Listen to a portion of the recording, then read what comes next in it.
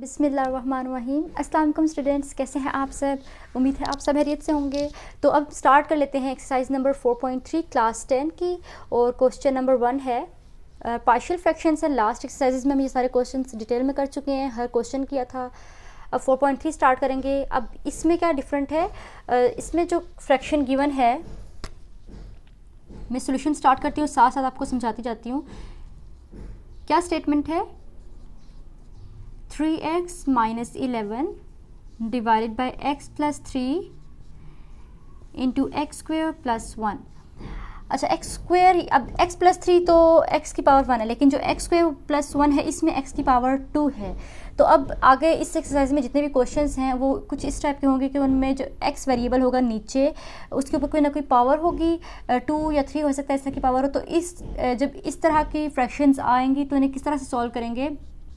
ये तो सिंपल है, इस तरह का लास्ट भी सॉल्व करते हैं हम लोग। तो इसको तुमने a divided by x plus 3 लिख दिया, लेकिन जो इस तरह की फैक्टर्स हो जाएंगे, जो एक्स स्क्वेयर प्लस 1 हो, एक्स क्यूब प्लस 1 हो, या एक्स स्क्वेयर प्लस 2 3, इस तरह के जो भी फैक्टर्स होंगे उनको इस तरह से लिखेंगे कि बी एक्स प्लस सी, अगला नंबर सी होता है तो बी के साथ x लिखा और प्लस करके c लिखेंगे, और divided by x square plus 1। ठीक है, ये डिफरेंस है पिछले एक्सरसाइजेज में और 4.3 की एक्सरसाइज में, इसके क्वेश्चन में। एक बार फिर रिपीट कर देती हूँ कि ये दो फैक्टर्स गिवन है, x प्लस 3 और एक्स स्क्वेयर प्लस 1।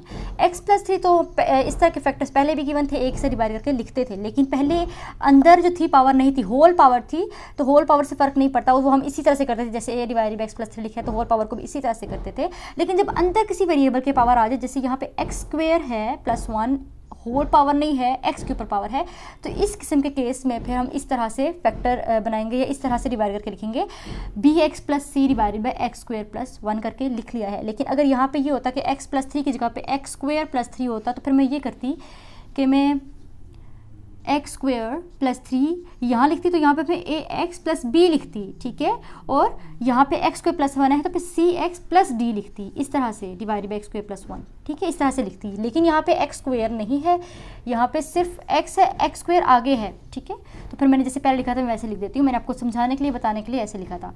तो पहले फैक्टर को तो ए के साथ ही डिवाइड करके लिखा, लेकिन दूसरे फैक्टर में वेरिएबल के ऊपर पावर है, तो फिर मैंने इसलिए बी एक्स प्लस अगला सी होता है तो इस तरह से सी से प्लस करके लिखा और divided by x square plus 1। इस इक्वेशन को बोल दिया इक्वेशन नंबर 1। जी स्टूडेंट्स, तो ये हो गई है इक्वेशन नंबर 1। अब इसके बाद का स्टेप था, मल्टीप्लाई करते थे हम लोग इक्वेशन नंबर 1 को इन फैक्टर्स के साथ। तो लिख लेते हैं कि multiply 1 by x plus 3 and x square plus 1। तो जब ये मल्टीप्लाई कर लेंगे x प्लस 3 और एक्स स्क्वेयर प्लस 1 को बोथ साइड्स पे इक्वेशन नंबर 1 की, तो लेफ्ट साइड पे बच जाएगा 3x plus 1 plus 11, sorry 3x minus 11 बचेगा, 3x माइनस 11, और यहाँ पे आ जाएगा a into x square plus 1 plus B x plus c बच जाएगा x प्लस 3, और इसको बोल देते हैं इक्वेशन नंबर 2। इसको कह दिया कि ये इक्वेशन नंबर 2 हो गई है जी। तो ये आ गई इक्वेशन नंबर 2। अब इक्वेशन नंबर 2 को मैं थोड़ा सा और सिंप्लीफाई करके लिखूंगी, क्योंकि अब हमारे पास कुछ इस तरह के क्वेश्चन आ गए जिनमें जो ऊपर वाली टर्म्स हैं वो भी थोड़ी सी फैक्टर्स की फॉर्म है, बी एक्स प्लस सी है। तो इसको भी मैं थोड़ा सा सिंप्लीफाई करके लिख लेती हूँ। 3x minus 11 is equals to a into x square plus 1 plus B x को मैंने x प्लस 3 के साथ लिख लिया, इसी तरह से प्लस सी को भी मैंने x प्लस 3 के साथ लिख लिया, और इसको मैंने बोल दिया कि ये इक्वेशन नंबर 3 हो गई है। ये इक्वेशन नंबर 3 का नाम दे दिया इसको। अब नेक्स्ट स्टेप में क्या करेंगे? नेक्स्ट स्टेप में ये करना है कि जो फैक्टर्स गिवन है उनको इक्वल्स टू 0 पुट कर लेंगे। तो मेरे पास x प्लस 3 है गिवन, अगला वाला तो स्क्वायर आ गया अगले वाले में, तो x प्लस 3 है, तो मैं ऐसे करूँगी कि मैं x प्लस 3 को इक्वल्स टू 0 पुट कर लूँगी। सो यहाँ पे मैंने क्या किया, x plus 3 is equals to 0, so implies that x is equals to minus 3। x minus 3 के इक्वल आ गया है, और मैं इसको पुट कर देती हूँ इक्वेशन नंबर 3 में। सो यहाँ पे लिखते हैं put x is equals to minus 3 in equation number 3। Equation number 3 में x की माइनस 3 वैल्यू पुट करेंगे, या इक्वेशन नंबर 2 में पुट कर लें या 3 में पुट कर लें, एक ही बात है। तो क्या आएगा, 3 into minus 3 minus 11 is equals to a into minus 3 का square plus 1 plus b into -3 -3 plus 3 plus c into -3 plus 3 को ये नंबर 3 में पुट करें या 2 में पुट करें, एक ही बात है, मैंने 3 लिख दिया था तो मैं 3 में पुट कर रही हूँ, आप 2 में भी पुट कर सकते हैं। 3 3 = 9, तो -9 - 11 is equals to a into -a² 9 plus 1 plus b into -3 into ये 0 हो गया प्लस c इंटू 0 हो गया। तो -9 - 11 इक्वल आ जाएगा -20 के, इक्वल्स टू ये हो जाएगा 10a, अगला b 0 प्लस c भी 0 आ गया। तो -20 divided by 10 equals to a, और कैंसिल होने के बाद a की वैल्यू आ गई है -2 जी। तो a की वैल्यू फाइंड आउट कर ली है। अब वैल्यूज़ फाइंड करनी है b और c की। तो b और c को किस तरह से सॉल्व करेंगे, अब इन क्वेश्चंस में ये करेंगे कि इक्वेट करेंगे जो हमारे पास इक्वेशन नंबर 2 है उसको कोफिशिएंट्स को इक्वेट करेंगे। जैसे एक्सरसाइज नंबर 4.2 में भी ये काम हम कर चुके हैं, तो आप वो वाली लेक्चर भी देख सकते हैं जिसमें जो है 4.2 के सब क्वेश्चंस को करवाया गया था, ताकि आपको इक्वेशंस को इक्वेट कैसे करना है सही तरह से समझ में आ जाए, क्योंकि उसके मोस्टली सभी क्वेश्चंस में ये काम था। तो 4.3 में भी ये काम होगा कि अगर एक फैक्टर गिवन होगा तो वो तो वैल्यू पुट करके एक किसी की वैल्यू आ जाएगी अननोन की, लेकिन बाकी अननोन को किस तरह फाइंड आउट करेंगे, उनको इस तरह से फाइंड आउट करेंगे कि कोफिशिएंट्स को इक्वेट करेंगे। किस तरह से इक्वेट करेंगे हम लिख लेते हैं कि equating the coefficients of x² and x, लिखती हूँ फिर बताती हूँ कि मैंने इन दोनों का क्यों लिखा है। Equating the coefficients of x² and x। अच्छा, अब x² एंड x की कोफिशिएंट्स को इक्वेट क्यों कर रहे हैं, क्योंकि x के साथ जो है b है और b की वैल्यू भी हमने फाइंड आउट करनी है, और x² के साथ a है। अच्छा, a की वैल्यू फाइंड आउट हो चुकी है, लेकिन वैल्यू उसकी यूज़ होगी। जितने वेरिएबल्स हमारे पास एक इक्वेशन के अंदर होंगे, जितनी पावर तक होंगे उन सब पावर्स को यहाँ पे लेके उन सब के कोफिशिएंट्स को इक्वेट किया जाएगा। यहाँ पे हाईएस्ट पावर x² की है और लोएस्ट पावर हमारे पास x की है, और कांस्टेंट जो है वो हमारे पास कांस्टेंट होता है, उसमें कोई वेरिएबल नहीं होता।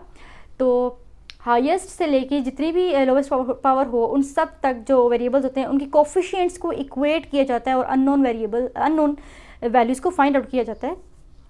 तो अभी सबसे पहले अब x² मैंने लिखा है, x² है और x है, तो मैं लिख लेती हूँ कि equating the coefficients of x²। और अब x² के मेरे पास कौन कौन से बनते हैं मैं इस तरह से लिखूँगी कि x² यहाँ लिखा मैंने, ये मैंने क्यों लिखा, क्योंकि मैं अभी इस x² के साथ जो उनसे वेरिएबल्स हैं उनको लिखूँगी।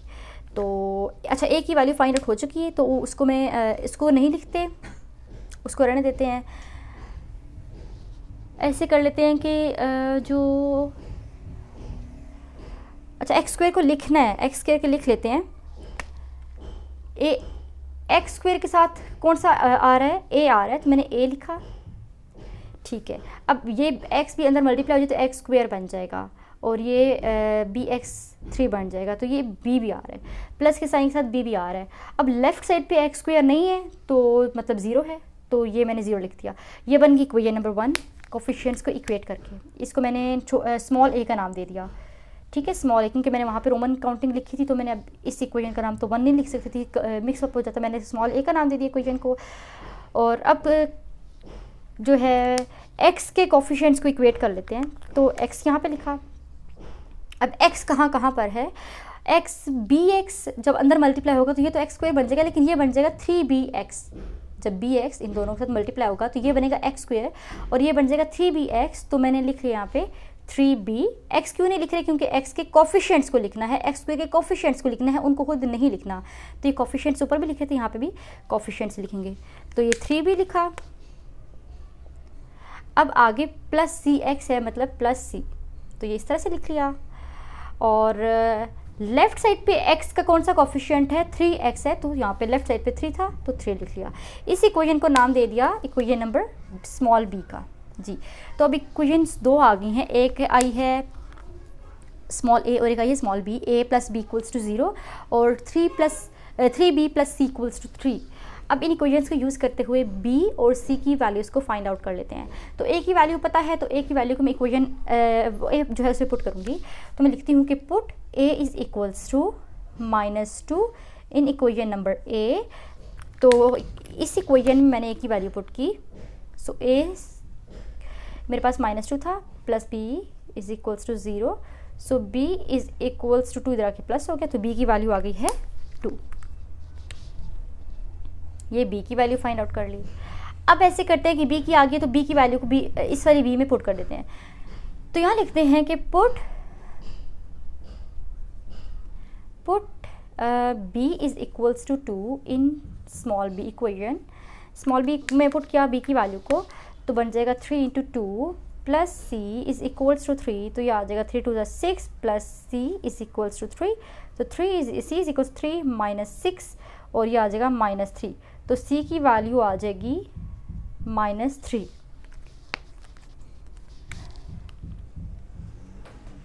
जी तो स्टूडेंट्स ए बी सी तीनों अननोन्स की वैल्यूज़ को फाइंड आउट कर लिया है, और ए की वैल्यू -2 थी, बी की 2 आई और सी की -3 वैल्यू आ गई। तो आंसर्स मैच कर लें, एग्जैक्ट यही आंसर आया है हमारे पास। तो अब इन जो वैल्यूज़ फाइंड आउट हुई हैं इनको इक्वेशन नंबर 1 में पुट करके क्वेश्चन को कंप्लीट कर लेते हैं। तो ऐसे करते हैं कि लेफ़्ट साइड पे से रब कर लें अगर, तो वहाँ पे अपना आंसर लिख लेते हैं, यहाँ पे लिख लेते हैं आंसर जी। तो इधर से ये आंसर यहाँ लिख लेते हैं। इक्वेशन नंबर 1 में वैल्यूज़ को पुट करेंगे तो लिखते हैं कि put values of a b and c in equation number 1। Equation number 1 में जब सब वैल्यूज़ को पुट किया तो क्या आएगा, 3x - 11 divided by x + 3 into x square plus 1 is equals to a की जगह पे आएगा -2 divided by x + 3 plus b की जगह पे आएगा 2x प्लस c की जगह पे आएगा -3 divided by x square plus 1 जी। तो स्टूडेंट्स ये जो है वो आ गया है final answer question number 1 exercise number 4.3 का। तो उम्मीद है स्टूडेंट्स आपको जो फर्स्ट क्वेश्चन है एक्सरसाइज 4.3 का वो सही तरह से समझ में आ गया होगा, वो सब स्टेप्स क्लियर हो गए होंगे। अगर अभी भी आपको कोई स्टेप क्लियर ना हो तो आगे के सारे क्वेश्चन अभी हम सॉल्व करेंगे तो आपको साथ साथ सब क्लियर हो जाएगा। तो क्वेश्चन नंबर 2 स्टार्ट करते हैं जी। तो ये है क्वेश्चन नंबर 2 और इसका भी सोल्यूशन बिल्कुल वैसे होना है जैसे क्वेश्चन नंबर 1 जो है वो सॉल्व किया था। इसमें तो फैक्टर्स भी वही हैं जो क्वेश्चन नंबर 1 में थे। क्वेश्चन नंबर 1 में जो फैक्टर थे वो थे x + 3 x² + 1, और यहाँ पे भी x + 3 और x² + 1 है डिनोमिनेटर में। न्यूमरेटर जो है वो डिफरेंट है। बिल्कुल वही स्टेप्स होंगे इस क्वेश्चन के भी। तो इसका सोल्यूशन भी स्टार्ट करते हैं। अगर आपको क्वेश्चन नंबर 1 सही तरह से समझ में आ गया है तो आप क्वेश्चन नंबर 2 खुद से आराम से कर सकते हैं। तो सबसे पहले तो आप ये काम करें कि आप इसको खुद ट्राई करें। अगर कोई चीज़ समझ में नहीं आती तो आप देख सकते हैं। तो इसका सोल्यूशन स्टार्ट करते हैं। ये सबसे पहले फ्रैक्शन लिखते हैं, 3x + 7 divided by x² + 1 into x + 3। अब ये वाले क्वेश्चंस हम इतने ज़्यादा कर चुके हैं और मैंने सब इतनी एक ही स्टेप पे कराएं। तो अगर आप स्टार्ट से लेके अगर पार्शियल फ्रैक्शंस का पूरा कोर्स ले रहे हैं तो आपको समझ में आ गई होगी कि इनके सब स्टेप सेम हैं और कोई भी स्टेप ज़्यादा या कोई स्टेप कम नहीं हुआ। बेशक एक्सरसाइजेस डिफरेंट हो गई हैं, थोड़ा सा बेस नॉर्मल से इनमें डिफरेंस आ रहा है, लेकिन जो स्टेप्स हैं वो डिफरेंट नहीं है, वो वही स्टेप्स हैं। तो ये आपको अब तक याद हो जाने चाहिए सारे स्टेप्स। x² + 1 लिखा है तो अब सबसे पहले मैं ax + b करके लिखूंगी। क्यों? क्योंकि वेरिएबल के ऊपर पावर आ गई है। तो मैंने आपको अभी क्वेश्चन नंबर 1 जब स्टार्ट करवाया था तो बताया था कि जब वेरिएबल के ऊपर 2, 3 ऐसा की कोई पावर आ जाए तो आपने इस फॉर्म में ऊपर लिखना होगा फैक्टर के, इस तरह से। अब x + 3 के ऊपर कोई पावर नहीं है तो वो सिंपली c के साथ डिवाइड करके इस तरह से लिख देंगे जैसे लास्ट जो एक्सरसाइज क्वेश्चन थे उनको सॉल्व करते थे। ये आ गई क्वेश्चन नंबर 1। अच्छा, अभी क्वेश्चन नंबर 1 को हम मल्टीप्लाई करेंगे इन दोनों फैक्टर्स के साथ। तो लिख लेते हैं कि multiply equation number 1 by x² + 1 into x + 3। तो आ जाएगा 3x + 7 is equals to ax + b into x + 3 plus c into x² + 1, और ये आ गई इक्वेशन नंबर 2। ये इक्वेशन नंबर 2 आ गई है। अब ऐसे कर लेते हैं कि अब एक फैक्टर है बीच में। इक्वेशन नंबर 3 बनाने की फ़िलहाल ज़रूरत नहीं है, वो नहीं बनाते। अगर बनाने की ज़रूरत पड़ी आगे जाके तो मैं यहाँ पे लिख लूँगी इक्वेशन नंबर 3 में। आगे क्वेश्चन स्टार्ट करते हैं। x + 3 फैक्टर गिवन है, मैं इसको 0 इक्वल पुट कर लेती हूँ कि x + 3 is equals to 0। So implies that x की वैल्यू -3 आ गई है। ये जो x की -3 वैल्यू आई है इसे पुट करेंगे इक्वेशन नंबर 2 में। सो लिख लेते हैं कि put x is equals to -3 in equation number 2। इसको पुट करने से क्या होगा, किसी एक अननोन वेरिएबल की किसी एक अननोन मतलब ए बी सी में से किसी एक अननोन की वैल्यू फाइंड आउट हो जाएगी। तो वैल्यू पुट की इक्वेशन 2 में, तो 3 into -3 plus 7 equals to a into -3 plus b into -3 plus 3 plus c -3 का स्क्वायर प्लस 1। तो 3 3 ज़ा 9 -9 प्लस 7 इज इक्वल्स टू अच्छा a इंटू -3, तो -3a लिखा और ये हो जाएगा, इस तरह से लिख लेते हैं इसको, ये ऐसे प्लस b और ये 0 प्लस c इंटू 9 प्लस 1 और ये -9 प्लस 7 तो -2 इक्वल्स टू, अब ये 0 पूरे के पूरे टर्म से मल्टीप्लाई हो रहा है इस पूरे टर्म के साथ, तो यहाँ पे आ जाएगा 0 प्लस ये आ जाएगा 10c जी, और -2 इक्वल हो गया है 10c के साथ, ये -2 इज इक्वल्स टू 10c। तो यहाँ से c की वैल्यू आ जाएगी, implies that c is equals to -2 divided by 10 cutting होके -1/5। सो implies that c की वैल्यू फाइंड आउट होकर कर ली है, वो आ गई है -1/5। ये जो देखिए स्टूडेंट्स, c की वैल्यू फाइंड आउट कर लिए। अब रह गया है a और b। तो a और b की वैल्यू किस तरह से फाइंड करेंगे, लास्ट क्वेश्चन में भी बताया था कि बाकियों की वैल्यू इक्वेट करके फाइंड आउट की जाती है, मतलब कोफिशिएंट्स को इक्वेट किया जाता है। इक्वेट किस तरह से किया जाता है, ये स्टेप्स भी हम सीख चुके हैं, क्वेश्चन नंबर 1 में भी मैंने आपको बता दिए, आगे के भी सब क्वेश्चंस में कर लेंगे। अगर आपको समझ नहीं आ रही तो वहाँ से क्लियर हो जाएगा। तो इक्वेट करते हैं, लिखते हैं कि इक्वेटिंग द कोफिशिएंट्स ऑफ, ये लाइन लिखनी ज़रूरी है, equating the coefficients of x square and x, ठीक है। अच्छा, अब x square की कोफिशिएंट्स कौन से हैं वो देखते हैं इक्वेशन नंबर 2 में से। x square कहाँ कहाँ बनेगा, अब ax प्लस b है, किसके साथ मल्टीप्लाई हो रहा है ax plus b, x plus 3 के साथ। तो देखिए ax जब ax प्लस b जब x प्लस 3 से मल्टीप्लाई होगा तो क्या आएगा, आएगा ax स्क्वायर प्लस ax3 फिर bx प्लस 3b, इस तरह की चीज़ आएगी जब ax प्लस b पूरा का पूरा मल्टीप्लाई हो जाएगा x प्लस 3 के साथ। अब देखें यहाँ पे x स्क्वायर का कोफिशिएंट कौन सा बन रहा है, a बन रहा है, ऐसा ही है, कौन सा कोफिशिएंट बन रहा है x स्क्वायर का, a। तो मैं यहाँ पे a लिख देती हूँ, यहाँ पे मैंने a लिख लिया ये। अब देखते हैं और कोई फैक्टर a का नहीं बन रहा। अब अगला जो x स्क्वायर का कोफिशिएंट बन रहा है वो है c। जब c अंदर मल्टीप्लाई होगा तो c x स्क्वायर बन जाएगा, तो x स्क्वायर का एक कोफिशिएंट हो गया c। अब लेफ्ट साइड पे कोई भी x स्क्वायर नहीं है तो वहाँ पे लेफ्ट साइड पे आ जाएगा 0, और ये आ गई इक्वेशन नंबर स्मॉल a, ठीक है, इस तरह से लिख लिया। अब x के कोफिशिएंट्स देख लेते हैं। अच्छा, अब x के कोफिशिएंट्स देखते हैं, तो देखिए यहाँ पे ax 3 है, मतलब 3ax है प्लस bx है, तो क्या कोफिशिएंट्स बने x के 3a और प्लस b और इक्वल्स टू लेफ्ट साइड पे 3x है तो मतलब 3, तो ये बन गई स्मॉल b, ये स्मॉल b आ गया। तो ये देखें स्टूडेंट्स, ये चीज़ बनी है कुछ हमारे पास a plus c equals to 0 और 3a plus b equals to 3, दो इक्वेशंस जो कोफिशिएंट्स को इक्वेट करने के बाद आई हैं। अब इन इक्वेशंस को यूज़ करते हुए हम a और b की वैल्यू को फाइंड आउट करेंगे और c की इस वैल्यू को भी साथ यूज़ करेंगे।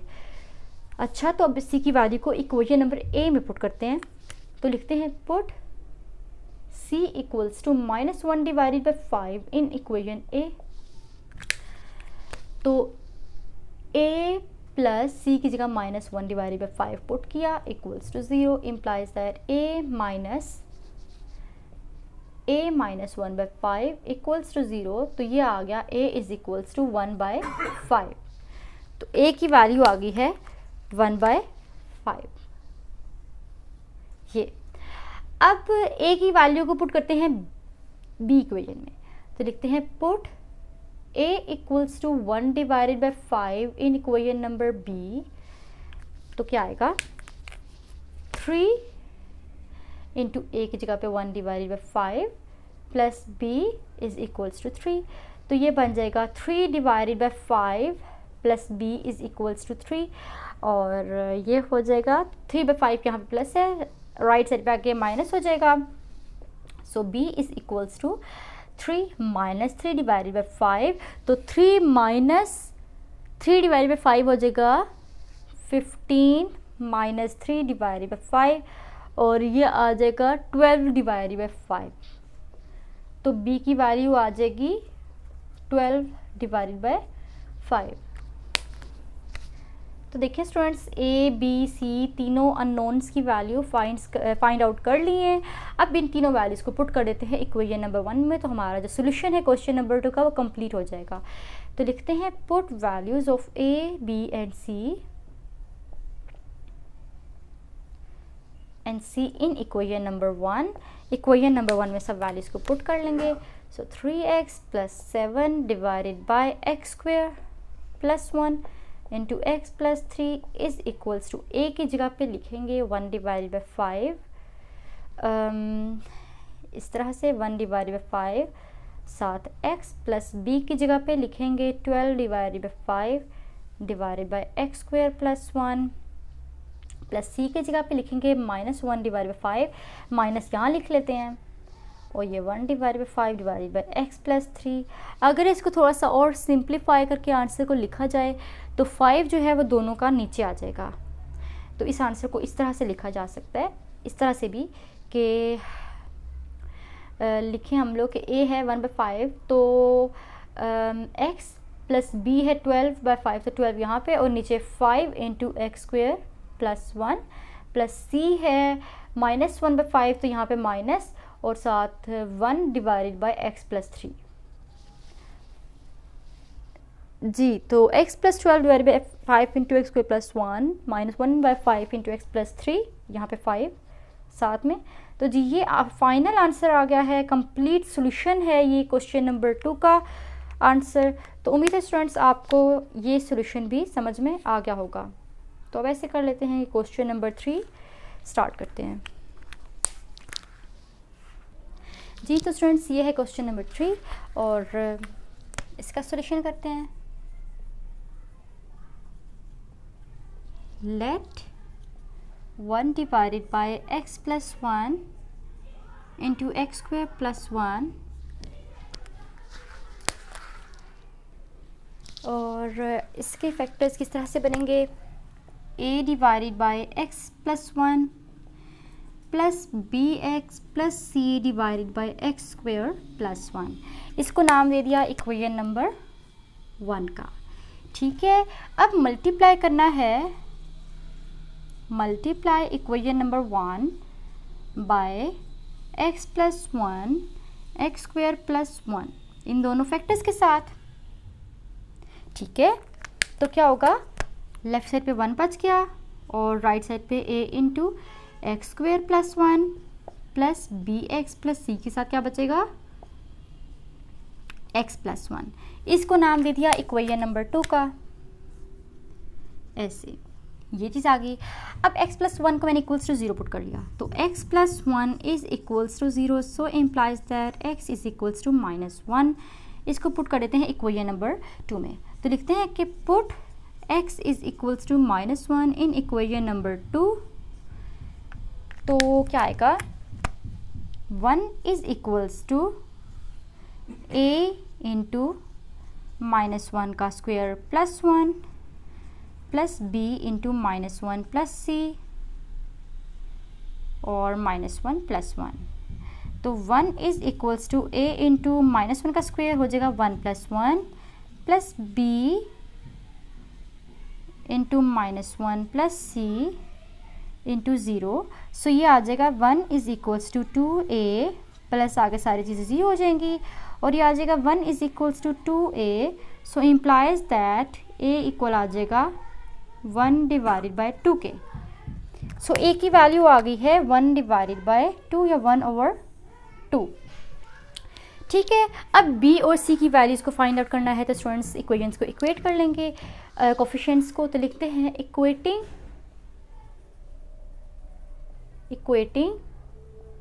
द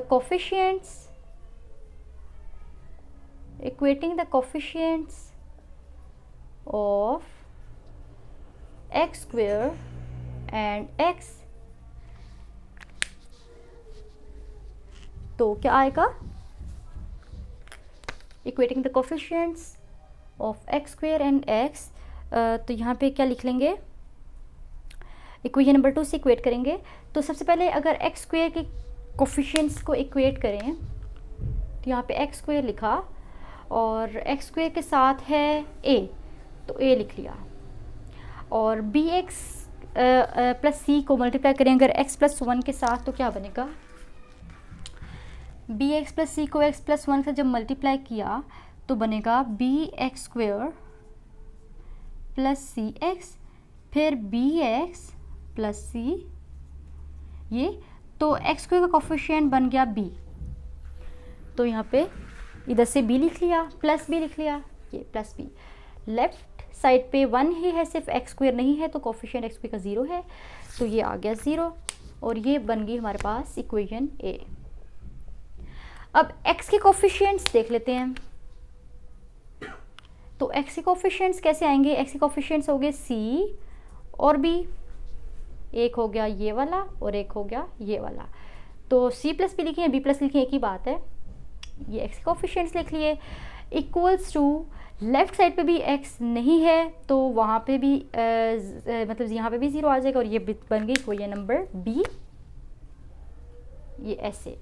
और ए और बी दो इक्वेशंस आ गई हैं। इन दो इक्वेशंस को यूज़ करते हुए a plus B equals to 0, b plus c equals to 0 को यूज़ करते हुए बी सी की वैल्यूज़ को फाइंड आउट कर लेंगे और ए की इस वैल्यू को भी यूज़ करेंगे साथ। तो लिखते हैं put a is equals to 1/2 in equation number ए। तो ए इक्वेशन में जब 1/2 पुट किया ए की जगह पे तो ये चीज़ आई और फिर बी की वैल्यू आ गई -1/2। ये अब पुट करना है b की वैल्यू को जो कि -1/2 आई है इक्वेशन नंबर c में, मतलब b में c की वैल्यू फाइंड आउट करने के लिए। तो क्या आ जाएगा, c प्लस -1/2 b की वैल्यू पुट कर दी इक्वल्स टू 0 और ये c की वैल्यू आ गई 1/2। तो देखिए स्टूडेंट्स, a b और c तीनों की वैल्यूज़ जो हैं वो आ चुकी हैं और अब इन तीनों वैल्यूज़ को पुट कर देते हैं इक्वेशन नंबर 1 में। सो लिखते हैं put values of a b and c in equation number 1। Equation number 1 में a b c की वैल्यूज़ को पुट किया तो 1 divide by x plus 1 left side पे आया, एक्स स्क्वायर प्लस 1 साथ इज इक्वल्स टू a की जगह पे आएगा 1/2, तो मतलब 1 ऊपर डिवाइड बाय 2 नीचे, साथ x plus 1 plus B x plus c है तो आएगा b के साथ आएगा -x प्लस सी की जगह 1 divided bye 2 into x square plus 1, इस तरह से। और अगर इसको थोड़ा सा और सिंप्लीफाई कर लें अगर, तो माइनस इंटू एक्स माइनस, वो यहाँ से माइनस कॉमन करना पड़ेगा। तो जब यहाँ से माइनस कॉमन लिया तो क्या आएगा, ये यहाँ पे एज इट इज लिख देते हैं ये सारी चीज़ जो लिख रही हूँ। राइट साइड पे 1/2 into x plus 1, minus common ले लिया तो यहाँ पे बच गया x minus 1 divided bye 2 into x square plus 1 जी ये। और स्टूडेंट्स ये आ गया है final answer, complete answer question number 3 exercise number 4.3 का। तो उम्मीद है स्टूडेंट्स आपको ये सोल्यूशन सारा समझ में आ गया होगा और अब तक आपको एक्सरसाइज 4.3 जो है वो उसके काफ़ी ज़्यादा कॉन्सेप्ट क्लियर हो गया होगा। अगर अभी भी कोई क्वेश्चन हो तो आप कमेंट सेक्शन में पूछ सकते हैं जी। तो ये क्वेश्चन नंबर 3 का सोल्यूशन भी कंप्लीट हो गया है। अब स्टार्ट कर लेते हैं क्वेश्चन नंबर 4 जी। तो स्टूडेंट्स क्वेश्चन नंबर 4 आपका होमवर्क है, वो आपने खुद करना है। वो उसमें जितने भी फैक्टर्स किए मैंने वो उस टाइप के क्वेश्चन नंबर 1, 2, 3 में सारे हम कर चुके हैं, तो वो बहुत ही ईजी आपके लिए करना। अभी हम स्टार्ट करते हैं क्वेश्चन नंबर 5।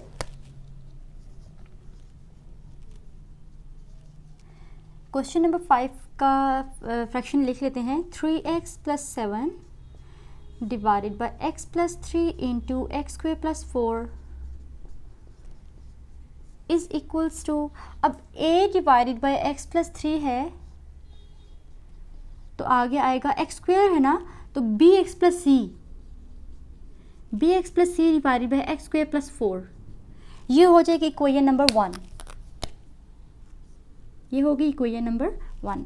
अब इक्वेशन नंबर 1 हमने लिख लिया, अब मल्टीप्लाई कर लेते हैं। जो करते थे कि इन दोनों फैक्टर्स को मल्टीप्लाई करेंगे बोथ साइड्स पे इक्वेशन 1 की, तो multiply equation 1 by x plus 3 and x square plus 4, तो आ जाएगा 3x plus 7 is equals to a into x square plus 4 plus B x plus c into x plus 3। ये होगी equation number 2। अब कर लेते हैं x प्लस 3 को इक्वल्स टू 0 पुट, तो x प्लस 3 इक्वल्स टू 0 लिखा, इम्प्लाइज दैट x की वैल्यू आ गई -3 और इस -3 वैल्यू को पुट करेंगे इक्वेशन नंबर 2 में, तो लिखते हैं कि put x is equals to -3 in equation number 2। तो -3 जब पुट किया तो आ जाएगा 3 into -3 plus 7 is equals to a into -3 square plus 4 plus b into -3 plus c into -3 plus 3। तो 3 6 9 -9 plus 7 equals to a into 3 का स्क्वायर 9 प्लस 4, ये आ गया सारा 0, और -9 प्लस 7 आ गया -2 is equals to 9 plus 4 13a, तो a की वैल्यू आ जाएगी -2 divided by 13, so implies that a is equals to -2 divided by 13। तो जी स्टूडेंट्स a की वैल्यू आ गई है, ये a की वैल्यू आ गई। अब कोफिशिएंट्स को इक्वेट करके वैल्यू फाइंड कर लेंगे b c की, तो लिखते हैं equating coefficients of x square and x। तो एक्स स्क्वायर के कोफिशिएंट्स लिख लें अगर, तो एक्स स्क्वायर के कोफिशिएंट्स में आ जाएगा एक तो a, क्योंकि a एक्स स्क्वायर है तो a आ गया, प्लस यहाँ से आ जाएगा b एक्स स्क्वायर तो प्लस b आ गया एक, is equals to left side पे एक्स स्क्वायर नहीं है तो 0, ये आ गई इक्वेशन नंबर a। अब x की कोफिशिएंट्स देखते हैं, x के कोफिशिएंट्स, तो x के कोफिशिएंट्स में आएगा b एक्स स्क्वायर है तो c x आ जाएगा, और b एक्स स्क्वायर और b एक्स 3, तो 3b और प्लस c जो है वो x के कोफिशिएंट्स में आ गया, और लेफ्ट साइड पे 3 भी लिखा है x के साथ, तो वो भी आ गई, ये बन गई इक्वेशन नंबर b। तो a plus b equals to 0 और 3b plus c is equals to 3, और यहाँ से b और c की वैल्यूज को भी फाइंड आउट कर लेते हैं। तो लिखते हैं कि put a is equals to -2 divided by 13 in equation number a की वैल्यू इस तरह से फाइंड आउट होगी, तो a की जगह पे -2 divide by 13 plus b is equals to 0 लिखा, तो b की वैल्यू क्या आ गई 2 डिवाइड बाय 13। तो जी स्टूडेंट्स ये आ गई b की वैल्यू। अब पुट कर लेते हैं b is equals to 2 divide by 13 को इक्वेशन नंबर b में, तो यहाँ से आ जाएगी वैल्यू c की भी, तो 3 इंटू बी की जगह 2 डिवाइड बाय 13 लिखा, plus c is equals to 3, 3 2 6 divide by 13 plus c is equals to 3, ये आ जाएगा c is equals to 3 minus 6 divide by 13, और ये हो जाएगा 33 divided by 3 minus 6 divide by 13 हो जाएगा 33 डिवाइड बाय 13, 33 डिवाइड बाय 13, तो c की वैल्यू आ गई है 33 डिवाइडेड बाय 13। सो यहाँ a की वैल्यू भी फाइंड आउट कर ली, b की भी फाइंड आउट कर ली, c की भी फाइंड आउट कर ली, तो अब इन तीनों वैल्यूज को पुट कर देते हैं इक्वेशन नंबर 1 में। सो लिखते हैं पुट वैल्यूज ऑफ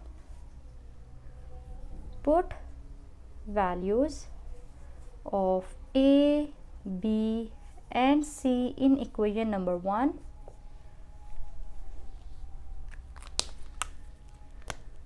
तो आ जाएगा 3x plus 7 divided by x plus 3 into x square plus 4 is equals to a की जगह पे -2 divide by 13 into x plus 3 आ गया, प्लस बी की जगह पे 2x प्लस सी की जगह पे 33 divided by 13 into x square plus 4।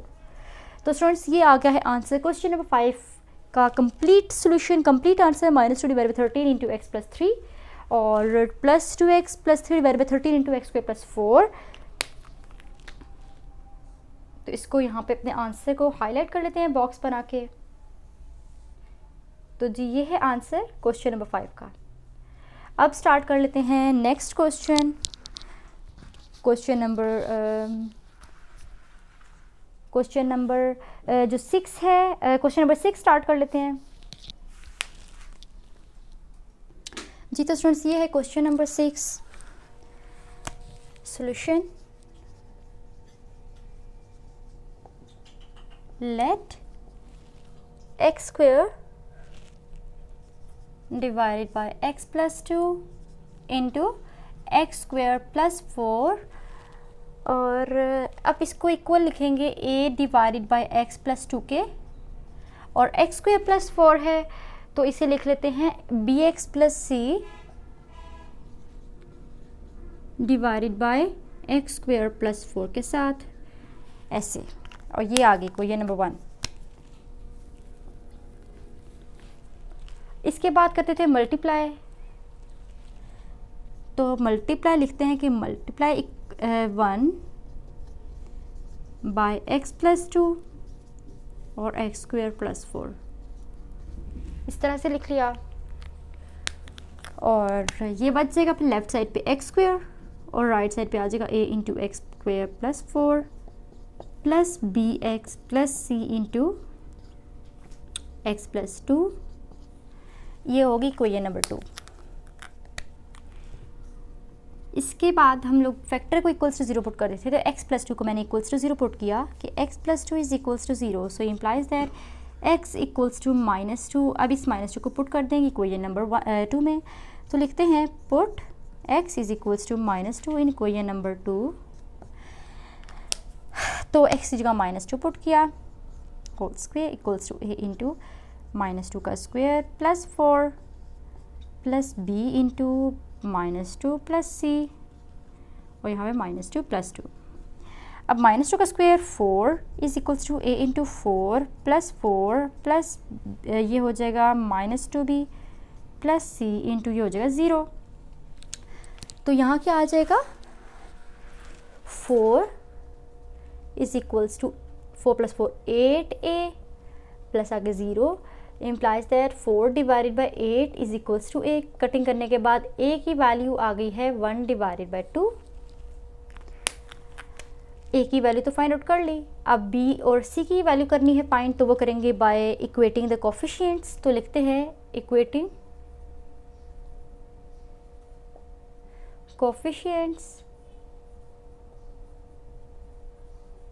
Coefficients of x square and x। तो आ जाएगा एक्स स्क्वायर के कोफिशिएंट्स को अगर इक्वेट कर लें तो a plus B x square है तो b और इक्वल्स टू, अब लेफ्ट साइड पे एक्स स्क्वायर है मौजूद है तो एक्स स्क्वायर का कोफिशिएंट 1 है, तो ये 1 लिख दिया। ये आ गई क्वेश्चन नंबर a। अब x की कोफिशिएंट्स निकालने हैं तो बी एक्स स्क्वायर है और बी एक्स 2 मतलब 2b plus C x plus 2 plus 2c, तो सी एक्स है मतलब तो c इज इक्वल्स टू 0, क्योंकि लेफ्ट साइड पे x नहीं है तो उसका कोफिशिएंट 0 हो गया, ये बन गया। अब a की वैल्यू पुट करेंगे इक्वेशन नंबर a में तो b की वैल्यू निकल आएगी। सो लिखते हैं कि put a is equals to 1 divided by 2 in equation number a। तो पुट किया तो आएगा 1/2 plus b is equals to 1, तो b is equals to 1 minus 1/2, ये हो जाएगा b is equals to 2 minus 1 और 1/2। तो b की वैल्यू आ गई है, ये 1/2 आ गया, तो b की वैल्यू आ जाएगी 1/2। ये b की वैल्यू आ गई। अब पुट करना है b इज इक्वल्स टू 1/2 को इक्वेशन नंबर b में, स्मॉल b में, तो c की वैल्यू आ जाएगी। तो 2 into 1/2 plus c is equals to 0, so implies that 2 cancel हो जाएगा। 1 plus c is equals to 0, so implies that c is equals to -1। c की वैल्यू -1 आ गई है। तो a b c तीनों के वैल्यूज़ को फाइंड आउट कर लिए। a 1/2 आया है, b भी 1/2 आया है, c की वैल्यू -1 आई है। अब इन सब वैल्यूज़ को पुट कर देते हैं इक्वेशन नंबर 1 में। तो लिखते हैं put values of a b and c in equation number 1। तो क्या आएगा, x² divided by x plus 2 into x² plus 4 is equals to a की जगह पे लिख लिया 1/2, तो 1 divided by 2 into x plus 2, plus b की जगह 1/2 है तो b x नीचे 2 और प्लस c की जगह -1 और ये आ जाएगा x² इंटू प्लस 4 इस तरह से। और ये आ गया आंसर क्वेश्चन नंबर 6 का। इसको एक बॉक्स बना के आंसर को हाईलाइट कर लेते हैं। ये तो जी स्टूडेंट्स, ये है answer. x² divided by x plus 2 into x² plus 4 is equals to 1 divided by 2 into x plus 2 plus x minus 2 divided by 2 into x² plus 4। x minus 2, x minus 1 नहीं है, x माइनस 2 आएगा यहाँ पे bx plus c। तो x और c की value -1 है और 1/2 था जी। तो स्टूडेंट्स यहाँ पे आ जाएगा x माइनस 2 और ये आंसर यहाँ पे कंप्लीट सॉल्यूशन क्वेश्चन नंबर 6 का आ गया। अब स्टार्ट कर लेते हैं क्वेश्चन नंबर 7 और उसका सॉल्यूशन करते हैं जी। तो स्टूडेंट्स, ये है क्वेश्चन नंबर 7 और इसका सॉल्यूशन स्टार्ट करते हैं। क्या है, 1 डिवाइडेड बाई x³ प्लस 1 है और x³ प्लस 1 पे फॉर्मूला अप्लाई होगा, मतलब फॉर्मूला ओपन होगा, सॉरी, x³ प्लस 1 पे फॉर्मूला खुलेगा, फॉर्मूला ओपन होगा इस पे। x³ प्लस 1 किसके इक्वल आएगा, लिखती हूँ मैं यहाँ पे, s³ plus 1 is equals to x plus 1 into x² minus x plus 1 जी। तो x³ plus 1 is equals to x plus 1 into x² minus x plus 1। अब इस x³ प्लस 1 की जगह पे ये लिख लेंगे और आगे सोल्यूशन नॉर्मली जैसे स्टार्ट करते हैं वैसे स्टार्ट कर लेंगे, ठीक है। तो सोल्यूशन स्टार्ट करते हैं। Let 1 divided by x³ plus 1 is equals to 1 divided by x plus 1 into x² minus x plus 1। ये चीज़ लिख ली। अब इसको क्या करेंगे, अब ये चीज़ लेके चलेंगे हम ये वाली। तो 1 divided by x plus 1 into x² minus x plus 1 is equals to a divided by x plus 1 plus bx plus c divided by x² minus x plus 1। इसको नाम दे दिया इक्वेशन नंबर 1 का। तो अब मल्टीप्लाई कर लेते हैं इक्वेशन नंबर 1 को बाय x प्लस 1 और x² माइनस x प्लस 1 के साथ। तो लेफ्ट साइड पे 1 बच गया। 1 is equals to a into x² minus x plus 1 plus bx plus c जो है उसके साथ बच गया x प्लस 1। इसको बोल दिया इक्वेशन नंबर 2 जी। अब x प्लस 1 को इक्वल्स टू 0 पुट कर लेते हैं। तो x plus 1 is equals to 0, so implies that x is equals to -1। Put करते हैं x इक्वल्स टू -1 को इक्वेशन नंबर 2 में। So put x is equals to -1 in equation number 2। तो 1 is equals to a into -1 का square -1 plus 1 plus b into -1 plus c और फिर minus one plus one, one is equals to a into one minus minus plus one,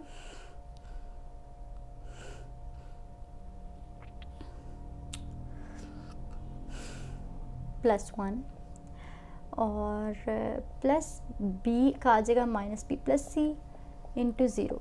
so one is equals to three a plus zero is equals to one divided by three is equals to A.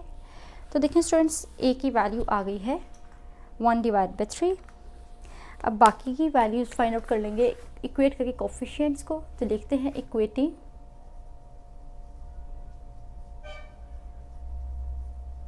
coefficients of x square and x.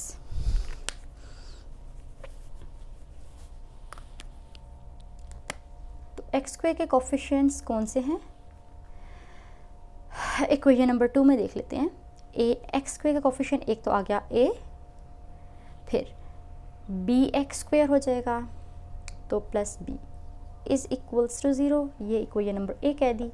अब x के coefficients देख लेते हैं. तो x के coefficients minus a और यहाँ से B x plus B x one से मल्टीप्लाई किया तो प्लस b और plus C x plus C is equals to ये भी ज़ीरो क्योंकि लेफ़्ट साइड पे x नहीं है. इक्वेशन नंबर b बन गई.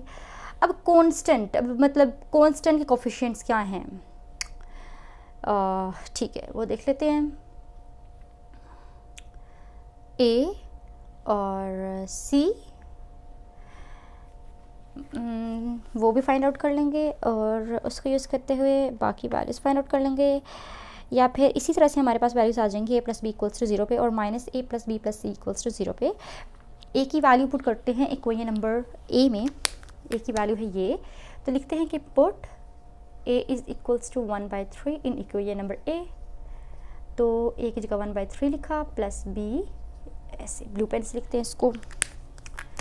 तो one by three plus B equals to zero, ये वाला पुट किया और b is equals to minus one by three. तो जी देखें b की वैल्यू भी आ गई है माइनस वन बाई थ्री. अब पुट करते हैं b की वैल्यू को इक्वेशन नंबर b में. तो b को पुट किया, b is equals to minus one by three को पुट किया इन इक्वेशन नंबर b. तो माइनस और a की वैल्यू को भी पुट कर लेते हैं, b की भी और a की भी, क्योंकि a b दोनों है ना. b की वैल्यू ये है, a की वैल्यू है वन बाई थ्री. दोनों को पुट किया इन इक्वेशन नंबर b. तो minus one by three plus b की जगह minus one by three plus c is equals to zero. So implies that minus one by three minus one by three क्या हो जाएगा? अच्छा, एक और चीज़ यहाँ पे क्या है, a की वैल्यू आई थी टू बाई थ्री. a की वैल्यू हो जाएगी, a की वैल्यू थी टू बाई थ्री. नहीं, a की वैल्यू ठीक है, a की वैल्यू वन बाई थ्री ही है, b की वैल्यू भी ठीक है, माइनस वन बाई थ्री ही आनी थी हमारे पास. c की वैल्यू हम फाइंड आउट कर रहे हैं. Minus one by three minus one by three हो जाएगा माइनस टू बाई थ्री.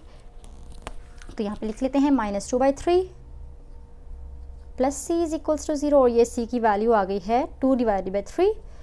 जी, तो देखें स्टूडेंट्स, a b c तीनों की वैल्यूज़ को फाइंड आउट कर लिया है. अब इन तीनों वैल्यूज़ को पुट करना है इक्वेशन नंबर वन में. तो ऐसे करते हैं, लेफ्ट साइड से बोर्ड को थोड़ा सा रब करके वहाँ पे अपना फाइनल आंसर लिख लेते हैं. यहाँ पे लिख लेते हैं. तो लेते हैं पुट वैल्यूज़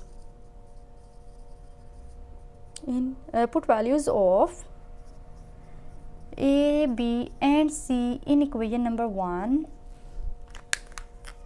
तो क्या बन जाएगा? One divided by x cube plus one is equals to a की जगह पे लिखा one divided by three into x plus one plus b की जगह लिखेंगे minus x plus two divided by x square minus x plus one. और ये हो जाएगा one divided by x cube plus one equals to one divided by three into x plus one. Minus common ले लिया तो x minus two divided by x square minus x plus one. तो जी students, ये आ गया है final answer question number 7 का. उम्मीद है स्टूडेंट्स आपको इसका सोल्यूशन भी समझ में आ गया होगा। अगर अभी कोई क्वेश्चन हो, कोई चीज़, कोई स्टेप समझ में ना आया हो तो आप कमेंट सेक्शन में पूछ सकते हैं, और आपकी मर्ज़ी है कि लेफ़्ट साइड पे आप x³ + 1 लिखें या फिर ये चीज़ लिखें, इट डजेंट मैटर आप क्या लिखें, दोनों चीज़ें इक्वल है। x³ क्वेश्चन नंबर 8 का सोल्यूशन स्टार्ट करते हैं। Let x² + 1 divided by x³ + 1 is equals to, अब x³ + 1 है तो यहाँ पर वही वाला फॉर्मूला यूज़ होगा जो लास्ट क्वेश्चन नंबर 7 में यूज़ किया है, x + 1 इंटू x² - x + 1।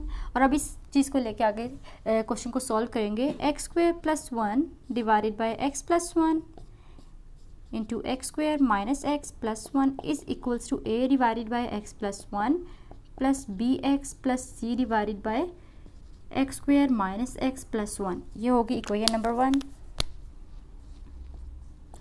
अब मल्टीप्लाई कर देते हैं इक्वेशन 1 को इन दोनों फैक्टर्स के साथ, x + 1 और x² - x + 1 के साथ, तो क्या आएगा, लेफ़्ट साइड पे बच जाएगा x² + 1, जबकि राइट साइड पे a इंटू x² - x + 1 आएगा, और bx प्लस c के साथ बच जाएगा x + 1। इसको बोल दिया इक्वेशन नंबर 2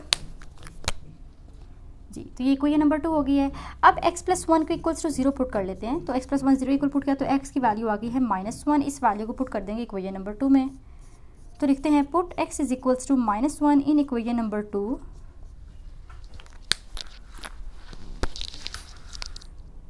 तो -1 का square plus 1 is equals to a into -1 का square -1 + 1 plus b into -1 plus c into -1 + 1।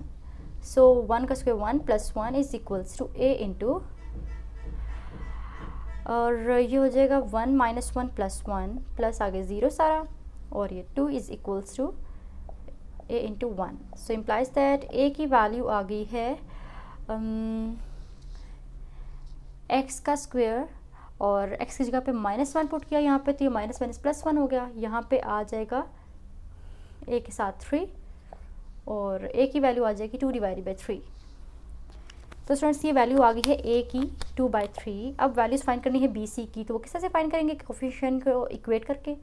तो लिख लेते हैं कि equating the coefficients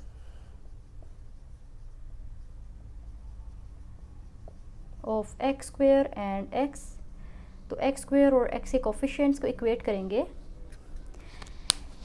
x² coefficients में आ जाएगा एक तो a, और एक आ जाएगा bx² b plus b is equals to x² का लेफ्ट साइड पे है तो 1 आ जाएगा, ये इक्वेशन नंबर a होगी। और x के कोफिशिएंट्स हो जाएंगे -a bx plus b cx plus c is equals to, x के कोफिशिएंट्स नहीं है तो 0 आ गया, ये होगी इक्वेशन नंबर b। अब a की वैल्यू को पुट करते हैं इक्वेशन a में, तो लिखते हैं put a is equals to 2 divided by 3 in equation number a। So 2 divided by 3 plus b is equals to 1. b is equals to 1 minus 2 divided by 3 is equals to 3. 1 3 3 3 1 3 minus 2, ये हो जाएगा 1/3। So b की value आ गई है 1/3। अब value find out करनी है c की। So लिखते हैं पुट a और b की वैल्यू को पुट करेंगे b में, तो लिखते हैं put a is equals to 2/3, b is equals to 1/3 in equation number b। c की वैल्यू फाइंड आउट करने के लिए, तो -2/3 प्लस b की जगह पे 1/3 plus c is equals to 0। So ये हो जाएगा 3 - 2 + 1 इज इक्वल्स टू 0, और प्लस c भी है यहाँ पे, plus c is equals to 0, और c की वैल्यू क्या हो जाएगी -1/3 plus c is equals to 0, और c की वैल्यू आ गई 1/3। c की वैल्यू आ गई है 1/3, b की वैल्यू भी 1/3 और a की वैल्यू थी 2/3। तो स्टूडेंट्स a b c तीनों की वैल्यूज़ को फाइंड आउट कर लिया है। अब इन वैल्यूज़ को पुट कर देते हैं इक्वेशन नंबर 1 में, और यहाँ से बोर्ड रब करते हैं। लिखते हैं put values of a b and c in equation number 1। So x square plus 1 divided by x plus 1 into x square minus x plus 1 is equals to a की जगह पे लिखा 2/3 into x plus 1 plus B x plus c, b x plus c है 1 divide by 3 into x square minus x plus 1। तो जी students ये है answer question number 8 का। फाइनल कंप्लीट सॉल्यूशन का आंसर आ गया है, यहाँ से लेके ये इधर हम लोगों ने लिख लिया है। तो उम्मीद है स्टूडेंट्स आपको क्वेश्चन नंबर 8 जो है ये भी समझ में आ गया होगा, जिसका आंसर आया है 2/3 into x plus 1 plus x plus 1 divided by 3 into x square minus x plus 1। तो यहाँ पे आके एक्सरसाइज 4.3 कंप्लीट हो गई है। अगर कोई क्वेश्चन हो, कोई स्टेप समझ में आया हो या कोई प्रॉब्लम हो तो आप कमेंट सेक्शन में पूछ सकते हैं।